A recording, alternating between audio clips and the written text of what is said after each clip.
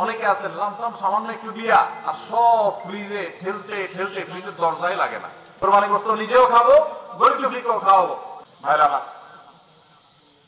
আর একই ভাবে মাঝে মধ্যে আমার কোরবানি আমি জোগাড় করলাম, গোশত সব দিয়ে দিলাম, ফ্রিজে খুব একটা বললাম না, অল্প স্বল্প রাখলাম।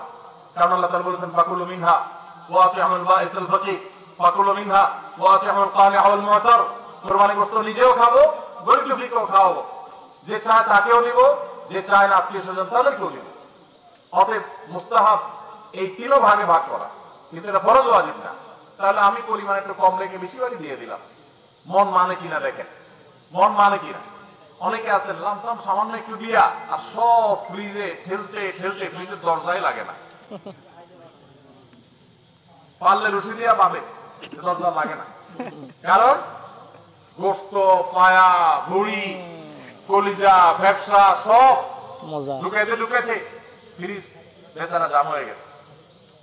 তাহলে কোরবানি কেন করতেছি? গোশতের জন্য যদি কোরবানি হয়, এই কোরবানি কোরবানি না, এটা ফুর্তি। কোরবানি তো ত্যাগের না। আপনার ভিতরে ত্যাগ কতটা আছে, ত্যাগের মানসিকতা কতটা আছে। আপনি আল্লাহর রাহে আল্লাহকে খুশি করার জন্য লাখ টাকা দিয়ে গরু কোরবানি করেন, ভালো কথা। আপনার মধ্যে আসলে ত্যাগের মানসিকতা আছে কিনা প্রমাণ করার জন্য মাদ্রাসা, নতুন মাদ্রাসা হচ্ছে, সেখানে লক্ষ লক্ষ টাকার দরকার আছে, আপনি সেখানে 20,000 50,000 টাকা অকাতরে দিতে পারেন কিনা, এটা অ্যাসিড টেস্ট। সেখানে টাকা বাইর হয় না। কোরবানিতে লাখ টাকা দেন, মাদ্রাসায় টাকা দেন না, মসজিদে টাকা দেন না, আরো অনেক দিনের কাজ আছে সেখানে টাকা দেন না। গরিব দুঃখী মানুষ আছে, তাদের দরকার। একজন গরিব তার চিকিৎসা মাত্র 20,000 টাকা হলে হয়ে যায়, আপনি 20,000 টাকা দিতে পারেন, কিন্তু দেন না। 2,000 দেন, 500 টাকা দেন, কিন্তু কোরবানির সময় মাশাআল্লাহ 1 লাখ টাকার গরু কিনেন। যদি আল্লাহর জন্যই হয়, স্যাক্রিফাইস যদি হয়, কোরবানিও করেন, ওখানেও দেন, কিন্তু কোরবানির সময় আছেন ওখানে নাই।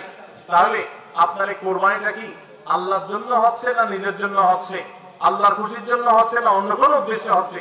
এই প্রশ্ন জোরালো ভাবে আমাদের অবশ্যই রাখতে হবে।